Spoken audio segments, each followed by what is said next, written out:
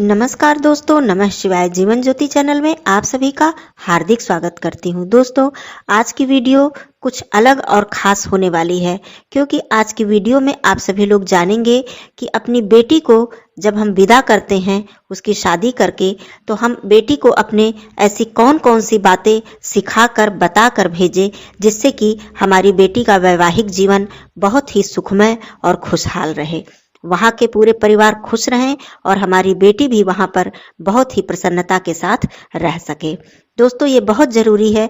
जब हम अपनी बेटियों का विवाह करते हैं तो हमारे मन में यही चिंता लगी रहती है कि हमारी बेटी जीवन भर वहाँ जाकर खुश रहे। यदि बेटी खुश नहीं रहती है तो माता पिता भी कभी खुश नहीं रह पाते हैं। तो आइए 6 ऐसी मुख्य बातें मैं बताऊंगी कि जिसको आप लोग अपनी बेटियों को जरूर बताएं, जरूर सिखाएं ससुराल भेजने से पहले। तो दोस्तों, चैनल पे आप लोग नए हैं तो चैनल को जरूर सब्सक्राइब कर लीजिएगा। वीडियो आपको पसंद आता है तो एक लाइक जरूर कर दीजिएगा। कमेंट बॉक्स में नमः शिवाय अवश्य लिखिएगा। दोस्तों, जब बेटियां हमारी ससुराल जाती हैं तो हम माता पिता का ये फर्ज होता है कि हम अपनी बेटी को अच्छी बातें, अच्छे संस्कार सिखाकर भेजें, जिससे कि हमारी बेटी की भी प्रशंसा हो और साथ ही साथ माता पिता की भी प्रशंसा हो। तो सबसे पहला नियम आप लोग जान लीजिए कि अपनी बेटी को सबसे पहली जो बात है, पहला नियम है, वो ये सिखाकर भेजें कि बेटा, ससुराल के पूरे परिवार को अपना परिवार मानना, केवल पति को ही नहीं बल्कि वहाँ के जितने भी परिवार हैं उनको सबको तुम्हें अपना मानकर चलना है। ये बात जरूर सिखाएं। ऐसा सिखाने से आपकी बेटी उस परिवार को जब अपना मानेगी तो वहाँ के परिवार के लोग भी आपकी बेटी से प्रसन्न रहेंगे। दूसरी चीज, सबसे प्रमुख और सबसे अहम बात मैं बताना चाहती हूँ, नंबर 2, कि ससुराल के लोगों की शिकायत कभी ना करें। ये चीज जरूर सिखा दीजिएगा, क्योंकि देखिए, हमेशा जरूरी नहीं है कि दो परिवार, जैसे एक मायका है और ससुराल है, तो दोनों की बराबरी तो कभी नहीं हो सकती। वहां का नियम कुछ और होगा, वहां का नियम कुछ और होगा। बेटी का मायका है उसका रहन सहन कुछ और होगा, ससुराल में रहन सहन, नियम, कायदे कानून कुछ अलग होंगे। तो थोड़ा सा एडजस्टमेंट, थोड़ा सा समझौता करना पड़ता है। इसके लिए बहुत ज्यादा घबराने की जरूरत नहीं होती है, क्योंकि समय के बीतने के साथ साथ सब कुछ ठीक हो जाता है। शुरू शुरू में थोड़ा अलग लगता है, क्योंकि एक नए परिवार में जाकर स्वयं को वहां पे सामंजस्य बिठाना कठिन लगता है। तो इसलिए आप अपनी बेटी को ये बहुत अच्छे से सिखा दीजिएगा कि कभी भी अपने ससुराल वालों की शिकायत बात बात पर, जैसे मायके में शिकायत करे, अपनी सहेलियों से, अपने जानने वालों में, इस तरह से ससुराल की शिकायतें कभी नहीं करनी चाहिए, क्योंकि वही परिवार आपकी बेटी का है और बाद में जाकर सारी चीजें ठीक हो जाती हैं।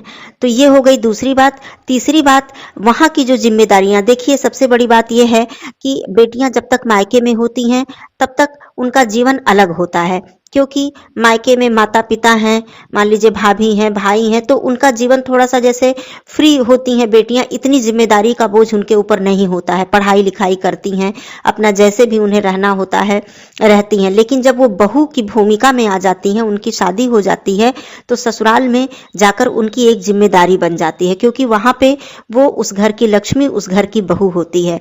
तो वहां की जब जिम्मेदारी बेटी के ऊपर आए तो कभी भी उस जिम्मेदारी से पीछे ना हटे आपकी बेटी, मुंह ना मोड़े, क्योंकि वो परिवार बेटी का है, आपके बेटी का वो पूरा परिवार है, न कि केवल पति और बच्चे। तो इसलिए ये बात जरूर सिखाइएगा कि बेटा, जो भी वहां की जिम्मेदारियां हैं वो तुम बहुत अच्छे से निभाना और पूरी तरह से वहां पे समर्पित होके रहना।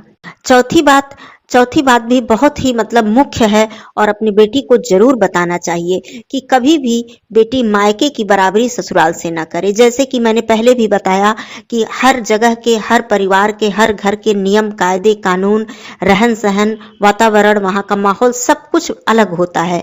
कभी ऐसा नहीं हो सकता कि दो घर के नियम और रहन सहन एक प्रकार के हों। तो बेटी कभी भी, मान लीजिए ससुराल में कुछ कम है, मायके में ज्यादा है, या मायके का कुछ नियम अलग है, ससुराल का अलग है, या रुपए पैसे से ही दोनों की बराबरी नहीं हो सकती है, कहीं कुछ ज्यादा भी होता है, कहीं कम होता है। तो बेटी कभी अपने मायके की तुलना ना करे बात बात पर कि मेरे मायके में ये है, मेरे मायके में वो है, यहाँ पे ये चीज नहीं है, या यहाँ ऐसा नियम नहीं है। तो कभी भी किसी की तुलना किसी से नहीं करनी चाहिए। चौथा नियम ये भी जरूर अपनी बेटी को आप लोग बताकर भेजें।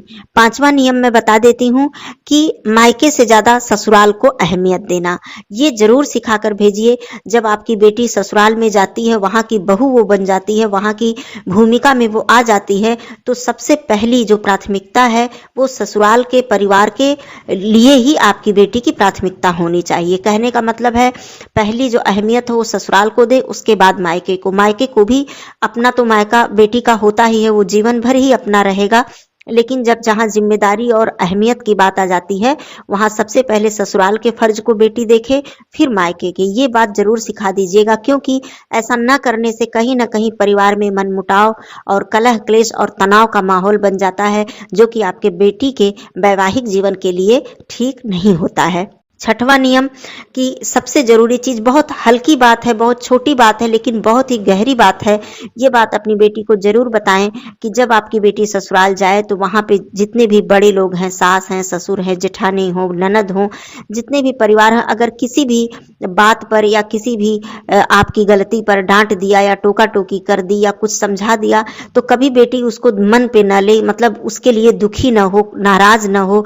क्योंकि आप अपनी बेटी को ये बताएं कि जब मायके में माता पिता या बड़े भाई बेटी को डांट देते हैं, बोल देते हैं, तो क्या बेटी उस बात को अपने मन पे लगा के बैठती हैं?